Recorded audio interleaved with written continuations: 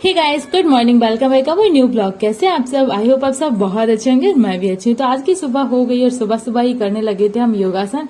तो हम यहाँ पे एक्सरसाइज और योगासन दोनों ही करते हैं, थोड़ा सा मेडिटेशन भी करते हैं, साथ में एक्सरसाइज भी। तो मैं जैसे ही योगा कर रही थी वैसे ही मेरी भांजी भी कर रही थी, क्योंकि ये देख के मुझे बहुत अच्छा लग रहा था, क्योंकि मैं कर रही थी तो उसको काफी अच्छा लग रहा था, इसलिए साथ साथ वो भी कर रही थी। तो ये देख के मैं सोच रही थी कि जो भी संस्कार हमारे बचपन में हम में पढ़ते हैं वो संस्कार हमारे आजीवन हमारे साथ ही रहते हैं। इसीलिए कहते हैं कि बच्चों को संस्कार हमेशा अच्छे ही दिए जाने चाहिए। अगर बच्चों का बचपन ही बिगाड़ दिया ना, तो फिर उनका संस्कार हमेशा वो उनका फिर स्वभाव भी ऐसा ही हो जाता है, क्योंकि वो 100 साल तक जब तक वो जिएंगे तब तक वो उसी नेचर पे चलेंगे। तो मेरा संस्कार ये रहा कि मैं स्टार्टिंग से ही, हमारे फैमिली में सभी लोग मतलब पढ़ने पे थोड़ा ज्यादा फोकस करते हैं, और मैं भी वैसी हूँ। मुझे लगता है कि हाँ, हम पढ़ सकते हैं अच्छे से, बहुत अच्छे से पढ़ के कुछ ना कुछ अपना काम करते रहेंगे। तो हमारी फैमिली में मेरे पिताजी की बात करूं मैं, तो वो हमेशा ही मतलब एक अच्छे से बात करने का एक मोटिवेशन देते हैं कि आप कुछ भी कर सकते हो, आप हर काम कर सकते हो। कभी भी उन्होंने ये नहीं सिखाया हमें कि आप हार मान के बैठ जाओ। कभी उन्होंने ये नहीं कहा कि तुम कुछ भी नहीं कर सकते हो। उन्होंने हमेशा ही बेटा और बेटी दोनों को बराबर समझा, और साथ में ये भी कहा है कि आप मतलब लड़का हो या लड़की जो भी है, हर कोई हर एक काम कर सकता है। ऐसा नहीं है कि बस ये काम लड़के ही कर पाएंगे या फिर ये लड़कियां ही कर पाएंगे। तो रही बात पढ़ाई की, अगर पढ़ाई एक ऐसी चीज है कि जिससे आप अपने जो भी सपने हैं वो पूरा कर सकते हैं। साथ साथ में आप अगर धार्मिक किताबें पढ़ रहे हैं या फिर आप और भी चीजें पढ़ रही, तो वो आपको कहीं से नुकसान देने वाले नहीं, आपको वो फायदे में ही रखेंगे। तो वही होता है कि आप बचपन में जैसे ही संस्कार देखेंगे और आपकी पूरी लाइफ वैसी ही रहेगी। तो मुझे नहीं पसंद है घर में बस 24 घंटे काम करते रहना, और उसके बाद मतलब जिंदगी को पूरा एक नजरिए से ढालना कि आप 24 घंटे काम करो और उसके बाद फिर कुछ भी ना करो, आराम करो और अपनी लाइफ टाइम बस काम करो, खिलाओ पिलाओ, बस यही करते। तो मेरा स्वभाव इसीलिए थोड़ा सा अलग है। मैं अपने परिवार की बात कर रही हूँ, जहाँ पे मैं रह रही हूँ वहां की बात कर रही हूँ। बाकी लोगों का भी काफी अच्छा स्वभाव होता है, उनके नेचर में ही होता है, या फिर ये कह सकते हैं कि उनके खून में ही होता है मेहनत करना। वो कभी कोई भी मेहनत करने से डरते नहीं हो। शायद उनमें से मैं भी एक हूँ, क्योंकि हमारी फैमिली में हमेशा ही मेरे पिता ने मतलब सब कुछ सिखाया कि कोई भी काम छोटा या बड़ा नहीं होता, आप कुछ भी कर सकते हो, आप अपनी मेहनत करके कुछ भी हासिल कर सकते हो, तभी जाके आप सफल व्यक्ति हो। वरना आप दूसरों के टुकड़ों पर पल रहे हो, दूसरों के टुकड़ों पर रह रहे हो, तो वो कुछ नहीं है। मतलब आपका वहां पर स्वाभिमान काम नहीं कर रहा है। आपको खुद मेहनत करनी है, आपको खुद ही करना है, तभी जाके आप अपनी खुद को संतुष्ट कर पाओगे। ऐसा नहीं है कि आप खुद की पहचान बना पाओगे, ऐसा बिल्कुल भी नहीं है कि बिना मेहनत के ही आपको सब कुछ इजीली मिल जाए।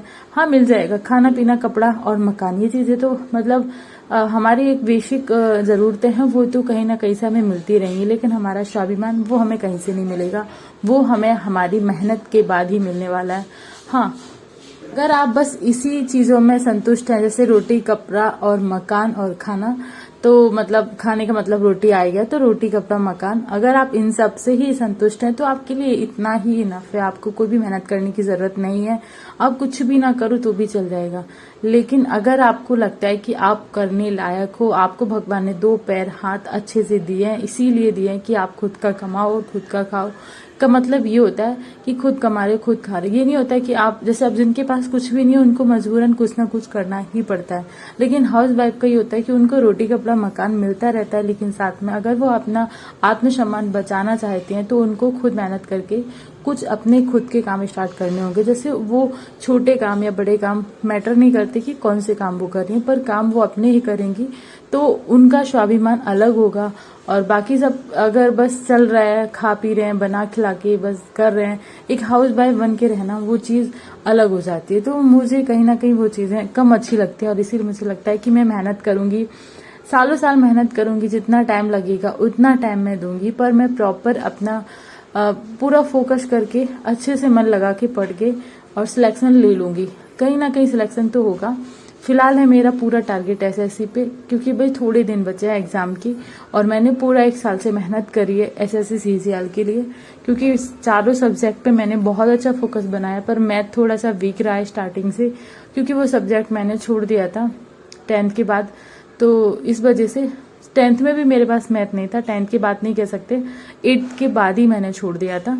तो उसके बाद मैथ, हाँ हाई स्कूल में मैथ नहीं था। उस टाइम हमें सब्जेक्ट का नॉलेज नहीं था। इस टॉपिक पे कल बात करते हैं कि हमने कौन कौन से सब्जेक्ट लिए थे अपने 10th 12th में। तो होम साइंस लिया था क्योंकि किसी ने सजेस्ट नहीं किया इस वजह से। बट वो होम साइंस मुझे नहीं लगता कि कम मतलब हाई स्कूल जैसे इतने बड़े प्लेटफॉर्म पे रखना भी चाहिए। होम साइंस कोई सब्जेक्ट ही नहीं है, पर फिर भी है, अच्छा है। पर मतलब मेरा अगर पूछा जाए तो मुझे होम साइंस जैसा सब्जेक्ट कभी लेने का मन नहीं था। पर स्कूल में नहीं था क्योंकि मैथ लेना नहीं था और ऑप्शन नहीं था, होम साइंस ही लेना पड़ा। तो वो कहीं ना कहीं आज मुझे वो चीज़ का एक गिल्टी भी फील होता है कि मैंने हाई स्कूल में होम साइंस से पढ़ा। पर जो भी रहा, जैसा भी रहा, अच्छा रहा या फिर नहीं भी रहा, क्योंकि वो उस टाइम की मतलब एक नॉलेज नहीं होता है तो फिर हम कोई भी सब्जेक्ट ले लेते हैं।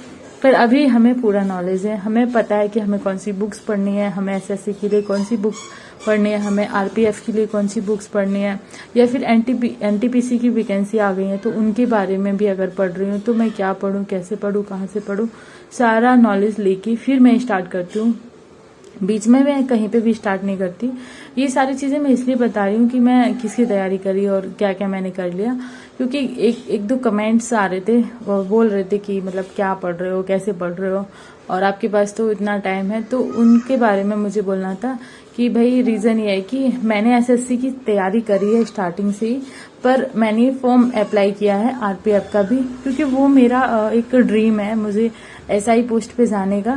पर अगर इसमें भी सिलेक्शन होगा तो ऑफकोर्स इसमें भी वही फॉर्म हमें यहाँ पे भी मिल रहा है और वही फॉर्म हमें आरपीएफ में भी मिलेगा।